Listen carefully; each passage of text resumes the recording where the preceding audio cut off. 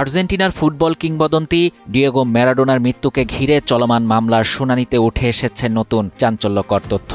আদালতে এক মনোবিদ জানিয়েছেন, মৃত্যুর আগে ম্যারাডোনা জটিল মানসিক রোগে ভুগছিলেন। বুয়েন্স আয়ার্সে চলমান এই মামলায় অভিযুক্ত মনোবিদ কার্লোস দিয়াজ দাবি করেন, ম্যারাডোনার মধ্যে বাইপোলার ডিসঅর্ডার সহ জটিল মানসিক সমস্যার লক্ষণ ছিল এবং তিনি আত্মতৃপ্তিমূলক ব্যক্তিত্বের অধিকারী ছিলেন।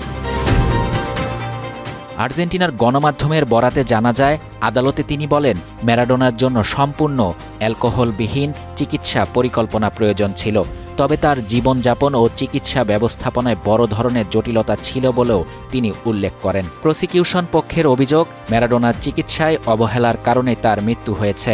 একই সঙ্গে ভুল ওষুধ প্রয়োগের অভিযোগও উঠেছে চিকিৎসা দলের কয়েকজন সদস্যের বিরুদ্ধে।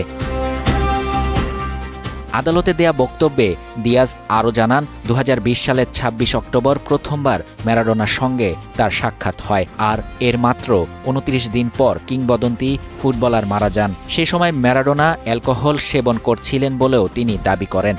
তিনি আরও বলেন, ম্যারাডোনা নিজের জীবনধারা পরিবর্তন করতে চেয়েছিলেন এবং সেই অনুযায়ী চিকিৎসা পরিকল্পনা তৈরি করা হয়েছিল। অন্যদিকে আরেক অভিযুক্ত নিউরোসার্জন লিওপোলদো লুকে আদালতে বলেন, ম্যারাডোনার বাসায় চিকিৎসা ব্যবস্থা ছিল যথাযথ, যদিও সেটি নিবিড় পরিচর্যা কেন্দ্র হিসেবে পরিচালিত হওয়ার জন্য তৈরি ছিল না।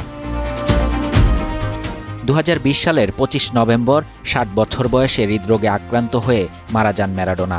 এর আগে তার মস্তিষ্কে অস্ত্রোপচার করা হয়েছিল। ১৯৮৬ সালের বিশ্বকাপ জয়ী এই তারকা ফুটবলার আর্জেন্টিনা ও বিশ্ব ফুটবলে এখনও ফুটবল ঈশ্বর হিসেবে পরিচিত। শাহরিয়ার শাফাত, বাংলা নিউজ 24।